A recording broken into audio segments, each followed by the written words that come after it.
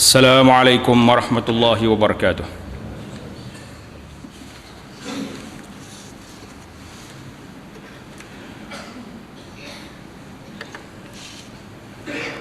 Alhamdulillah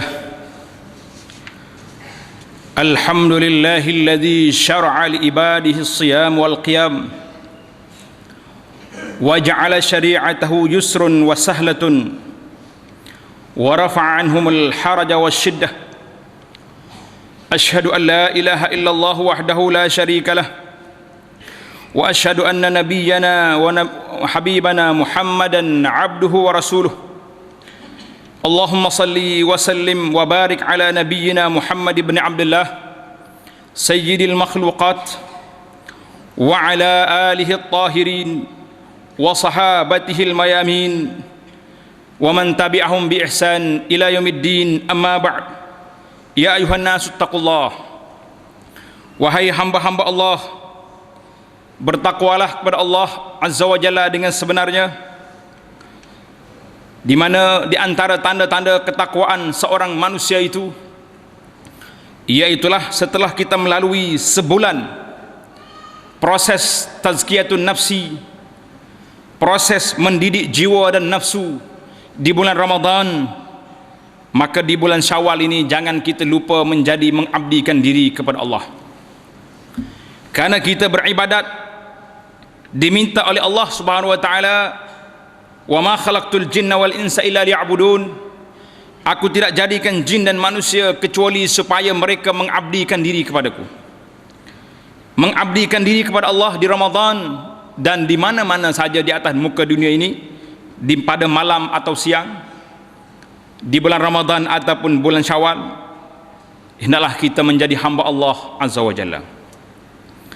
Tetapi Ramadan itu sendiri mempunyai kelebihan yang besar, kerana Allah Ta'ala nak suruh kita menjadi manusia yang bertakwa pada waktu itu, dan pada waktu lain meneruskan proses ketakwaan kita kepada Allah Azza wa Jalla. Muslimin dan muslimat, dalam kita berpuasa, kelebihan-kelebihan puasa, fadail siyam telah kita sebut dalam Ramadan yang lepas. Perbincangan kita pada hari ini kita tujukan, kita fokuskan kepada beberapa hukum yang berkait dengan Ramadan. Allah SWT firman dalam suratul Baqarah ayat 185, A'udzubillahi minasyaitonir rajim.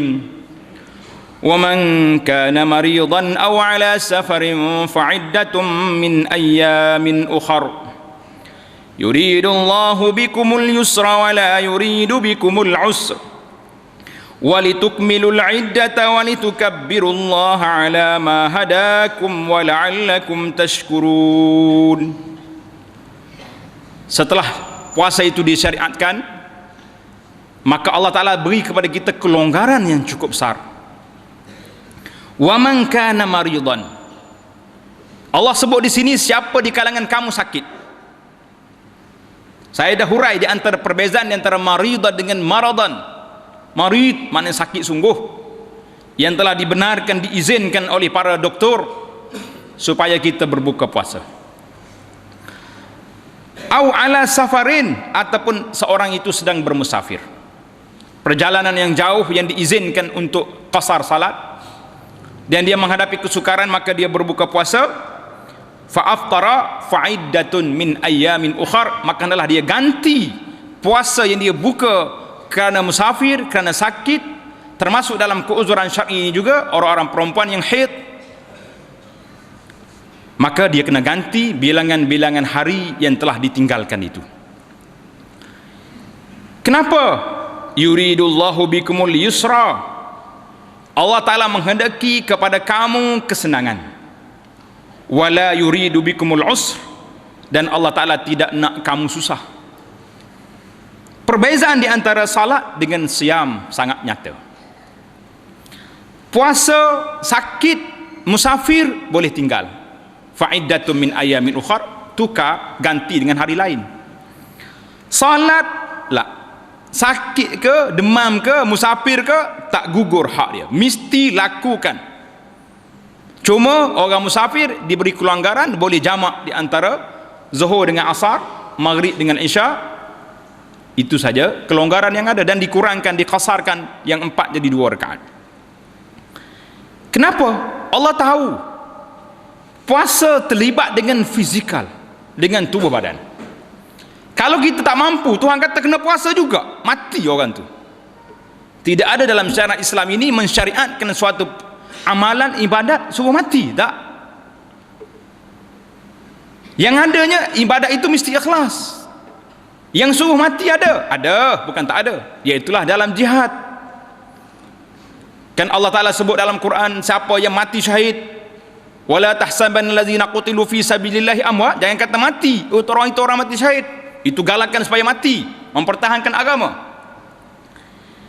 Maka apabila selesai kita walitukmilul iddata, sempurnakan bilangan puasa kita pada tahun ini 29 hari, cukup. Karena dalam bulan Islam ini 29 atau 30, dia tidak ada 28 sebagaimana dalam bulan miladi. Maka ayat ini memerintahkan kepada kita fa'iddatun min ayamin ukhar, kena qada pada hari lain. Dalam penjelasan yang ringkas ini saya akan bawa pada tuan-tuan 10 perkara, 10 isu yang akan dibahaskan. Yang pertama, kita kena ingat, siapa dia berpuasa sunat, puasa wajib itu fardu, tak puasa itu memang berdosa besar. Siapa dia puasa sunat, kata Nabi sallallahu alaihi wasallam, man shama yauman fi sabilillah. Siapa dia puasa sunat, selepas pada Ramadan kita ada sunat. Hari ini kita ada sunat 6 hari Syawal. Allah Ta'ala jadikan di antaranya dengan neraka khandakan, lubang yang jaraknya jauh dengan neraka, sebagaimana jauhnya jarak di antara bumi dengan langit. Dalam hadis lain Nabi kata jaraknya di antara neraka, dinding di antaranya dengan neraka sejauh 70 tahun perjalanan. Ini satu motivasi kepada tuan-tuan yang tak sanggup lagi untuk berpuasa. Karena ramai di kalangan masyarakat hari ini, bila kita tanya berapa hari lagi puasa 6, ramai yang beri jawapan 6 hari lagi. Itu jawapan yang tidak ingin didengar. Sepatut kata berapa hari lagi, Syawal dah pergi separuh ni, dah tinggal 2 hari lagi, boleh tahan juga. Kalau tinggal 6 hari lagi, berat. Isu yang kedua, iaitulah tentang puasa 6 hari bulan Syawal. Nabi SAW dalam hadis telah menjelaskan kepada kita, dalam hadis yang sahih dalam Muslim, Nabi mengatakan, man shama Ramadan thumma atba'u sittan min Syawal kana kasiyamid dahri. Siapa dia puasa 6 hari dalam bulan Syawal, yang kita sebut dengan nama puasa 6. Sebulan kita puasa di bulan Ramadan dicampur dengan 6 hari Syawal, fa ka'annama kana kasiyamid dahri, orang ini dianggap seperti puasa setahun. Sebab apa? Dalam setahun ada 360 hari, maka kita puasa sebulan baru ni 29 ataupun 30 hari campur dengan 6, 36 hari kali 10, 360 hari. Itu gandaan pahala. Cantik tuan-tuan. Kalau tak nak terima lagi tawaran ini, nampaknya tak cerdik benarlah kita dengan Allah dan Rasulnya sallallahu alaihi wasallam. Maka hadis ini menjadi dalil kepada ramai di kalangan ulama, di antaranya mazhab Imam Syafi'i, Imam Ahmad dan lain-lain ulama. Ia mengatakan puasa 6 Syawal ini satu sunnah yang besar. Ada juga setengah pandangan ulama, saya sebut di sini kerana ada berlaku perbincangan di kalangan orang kita.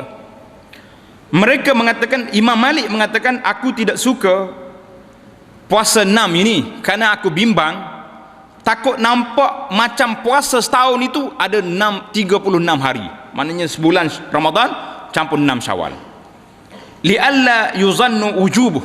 Imam Malik kata, aku bimbang takut orang kata puasa 6 ini jadi 36 hari setahun. Tidak.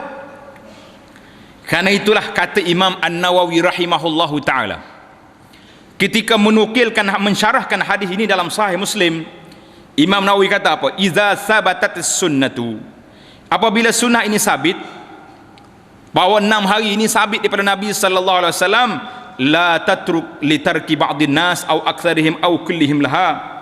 Jangan sekali-kali kamu tinggalkan amalan 6 hari ini karena adanya pandangan orang yang mengatakan sedemikian, karena hadis itu telah sabit dalam Muslim. Sangkaan takut orang kata wujud wajib itu, ini boleh diabaikan, dijawab dengan sunatnya puasa pada hari Arafah, pada hari Ashura dan lain-lain daripada puasa sunat yang lain, maka tidak menjadi persoalan. Yang jadi persoalan sikit, iaitulah salah faham sebahagian masyarakat kita. Setengah masyarakat ni kata kita puasa Ramadan ni 1 hari saja, lepas pada itu kita kena puasa 6.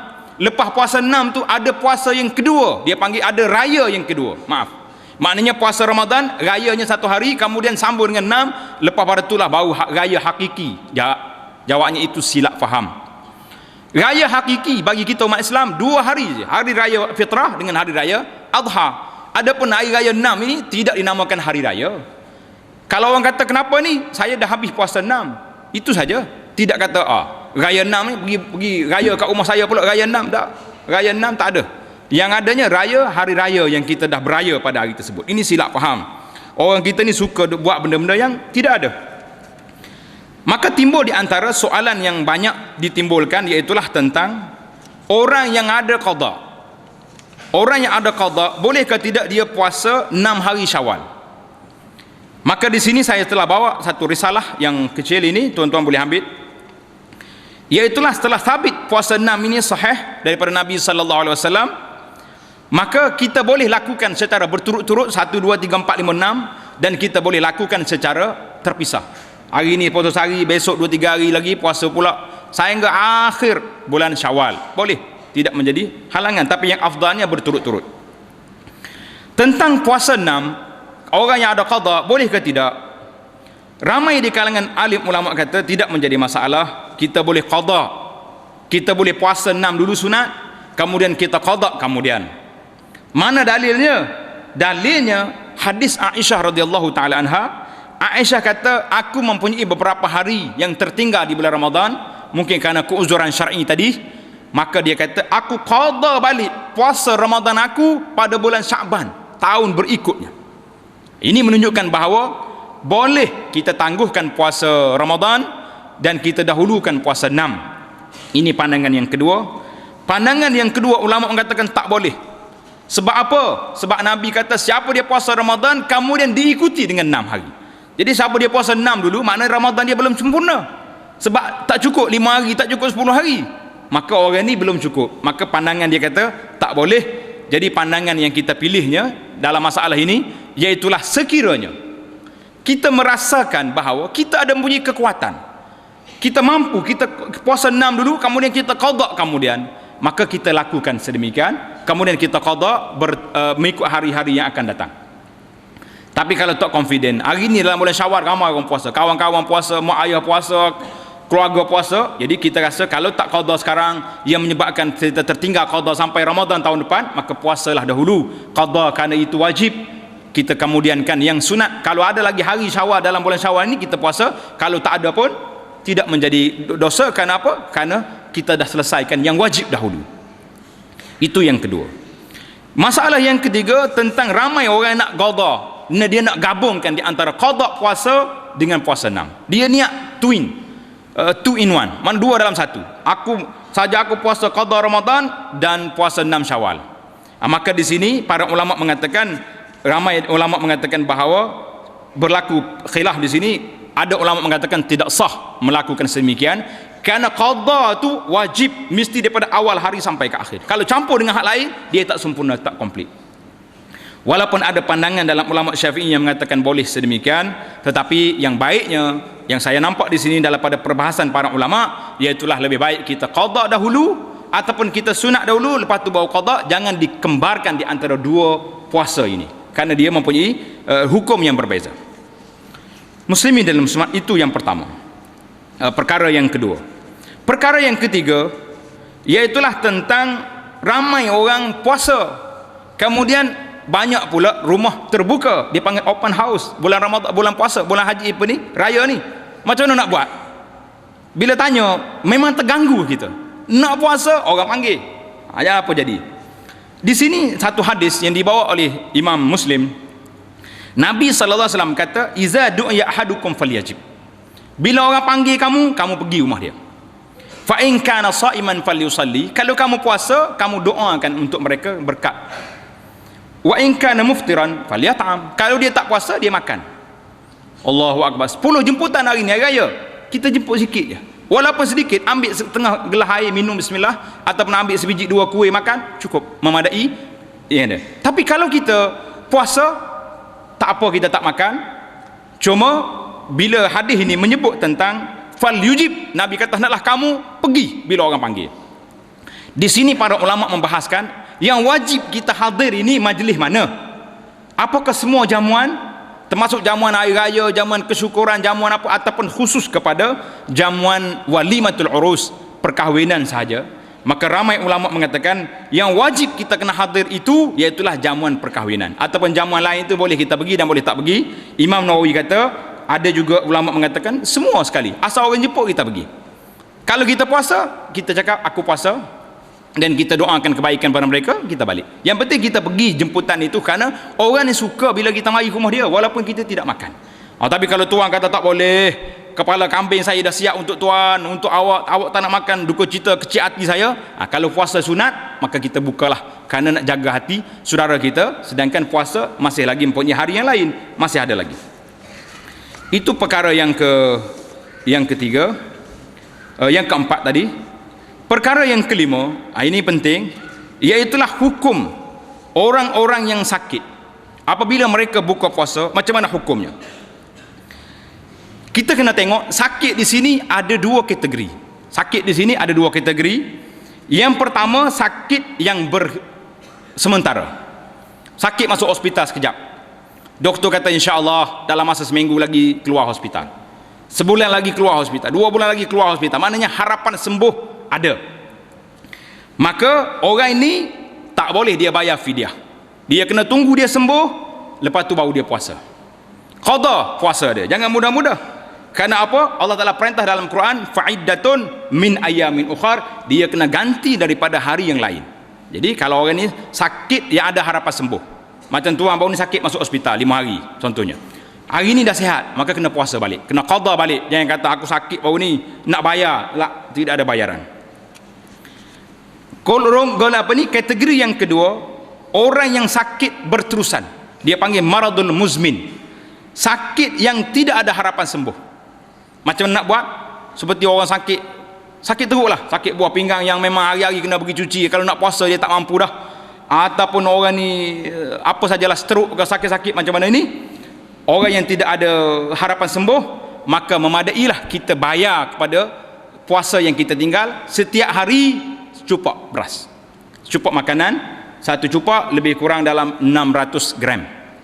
600 gram, mana kalau dia tinggal sebulan, 600 gram kali 30, berapa gantang, berapa kilo kita kena keluar. Kita niat bahawa ini fidyah puasa yang diganti daripada orang yang sakit yang tidak ada harapan sembuh.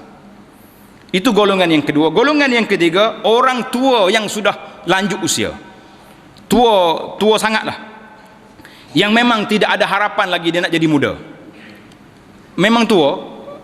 Maka orang ini cukup memadai dengan kita bayar fidyah pada dia setiap hari.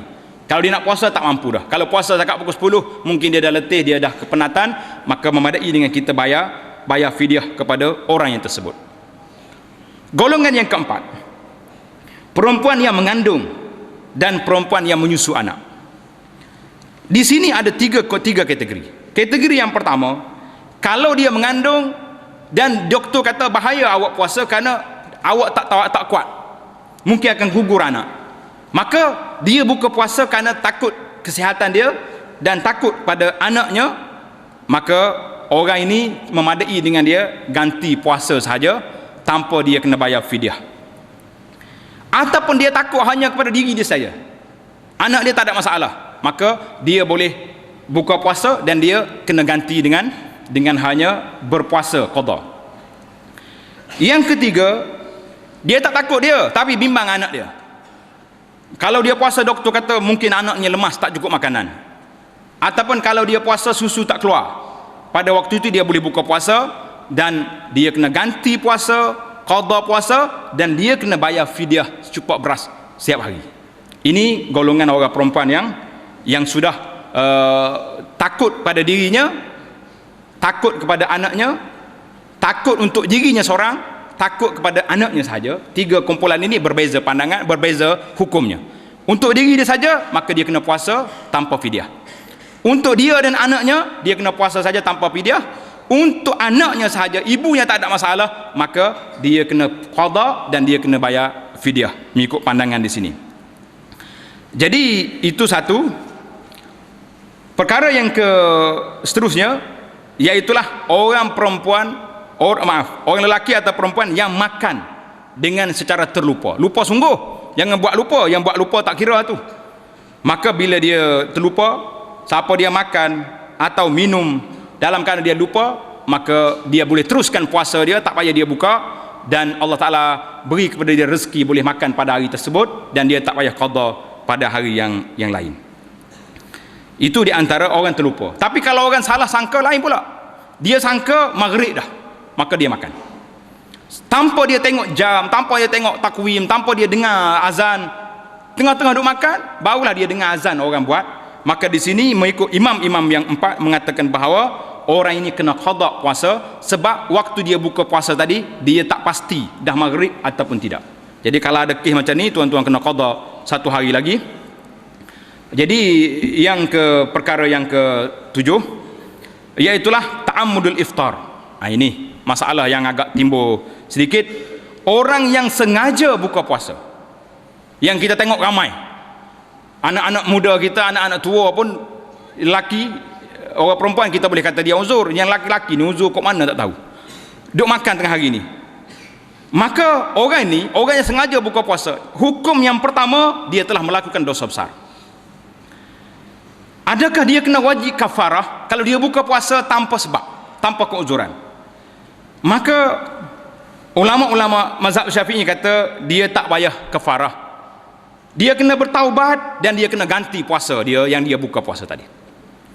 Ada juga ulama lain, ulama Imam Malik dan ulama mazhab Hanafi mengatakan orang ini kena kafarah, iaitulah kena puasa 2 bulan berturut-turut, dan dia kena, sama ada dia kena merdeka ke seorang hamba ataupun kena bagi makan 60 orang miskin, sebab dia telah mencabur kehormatan Ramadan. Jadi pandangan yang kedua ini agak keras, dan sepatutnya kita beritahu ini supaya orang takut sikit. Bila timbul isu ni, tapi majoriti ulama mazhab Syafi'i mengatakan dia hanya kena taubat dan dia kena qada puasa dia. Baik, ini banyak timbul soalan. Kadang-kadang saya terkejut bila orang telefon, dia kata, Ustaz, saya baru dengar hukum ni. Jadi saya nak bagi dengar sekarang, dan kita akan sebarkan hukum ini ke mana-mana. Iaitulah di antara kesalahan yang besar di bulan Ramadan, orang yang melakukan persetubuhan pada siang hari Ramadan. Suami isteri ini bersetubuh di bulan Ramadan. Maka apa jawabnya? Jawabnya orang ini kena 3 kategori. Yang pertama sekali, dia kena merdeka ke seorang hamba. Tak ada merdeka hamba, tak ada, maka dia kena puasa 2 bulan berturut-turut. Tak mampu juga, maka dia kena bayar fidyah 60 orang miskin, dia kena beri makan pada 60 orang miskin. Dosa besar, denda pun besar. Saya bagi ulang di sini, dosa besar perbuatan ini dan denda pun besar. Cuma timbul soalan, hari ini ada sebahagian masyarakat kita, tok-tok lebah kita kata apa? Dia kata tak apa, siapa dia nak buat kacau macam ni tengah hari Ramadan, boleh, habis dia makan dulu. Ini hujah syaitan, hujah karut, duk ajar orang macam ni. Tok-tok lebah kita juga buat karut macam ni. Dia pergi belajar, memang adalah dalam kitab fiqh.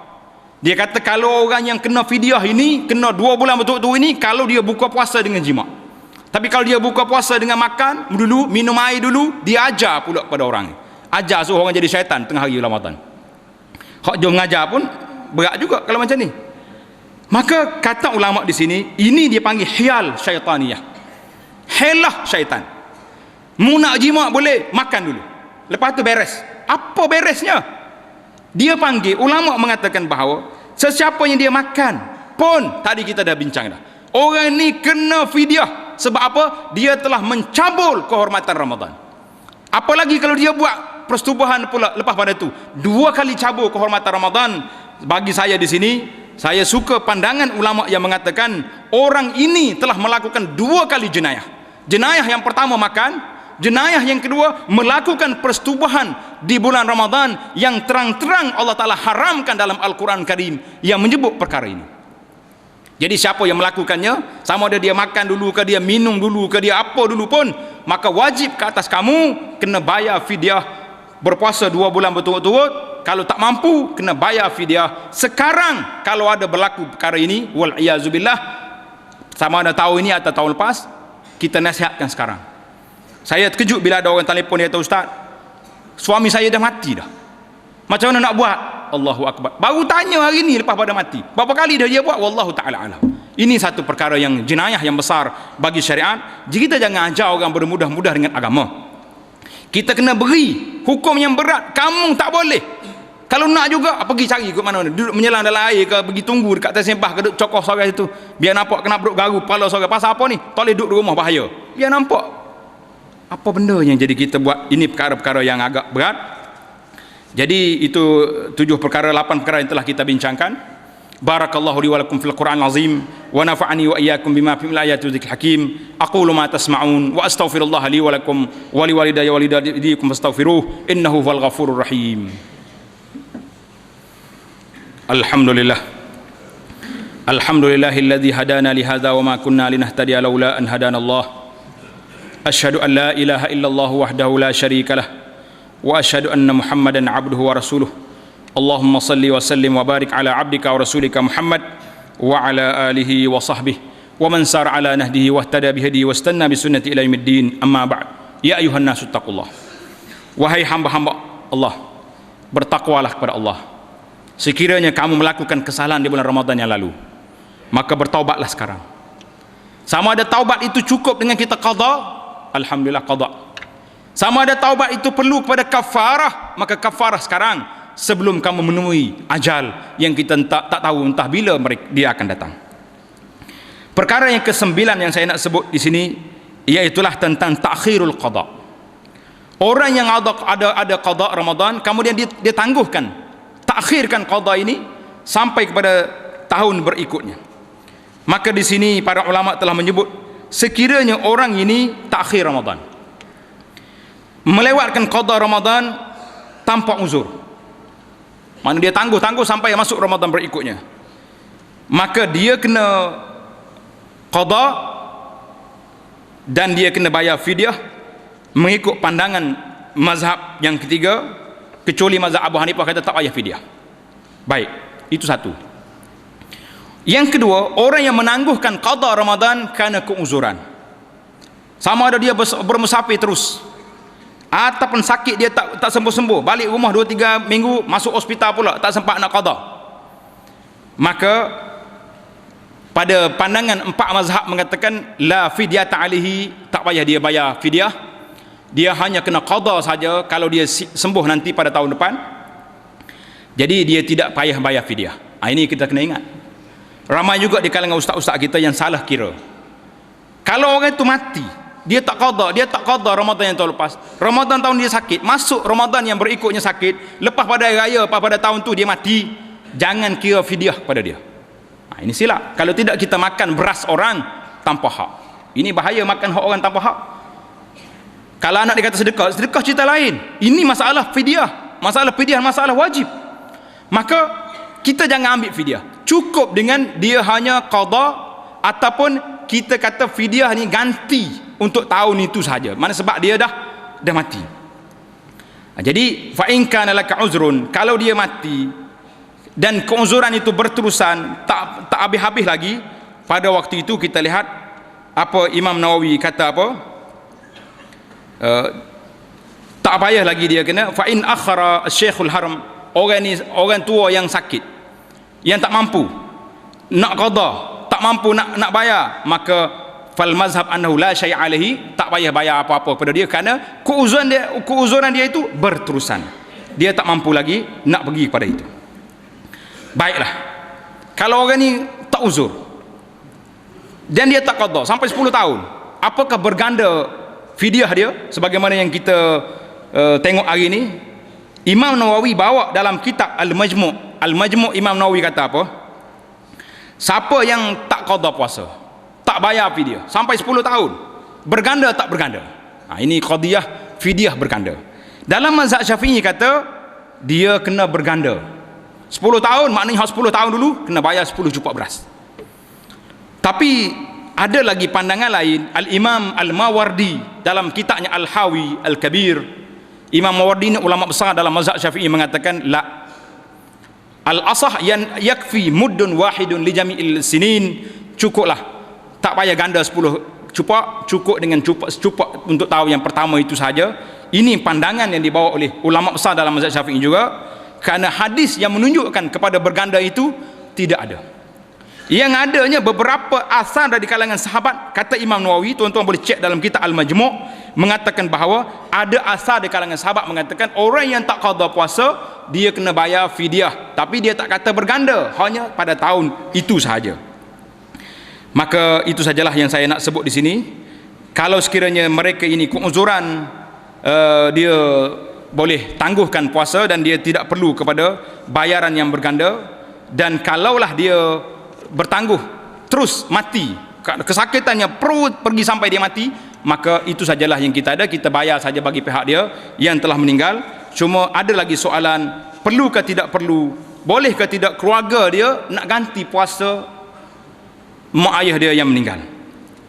Maka di sini kata Imam Nawawi rahimahullah taala, ulama mazhab Syafi'i mengatakan boleh kita ganti, dan Imam Syafi'i sendiri dalam pendapatnya yang jadid, pendapat yang baru setelah di Mesir, Imam Syafi'i kata tidak ada ganti, cukuplah dengan kita it'am, bagi makan pada orang yang miskin, ganti daripada puasa dia saja.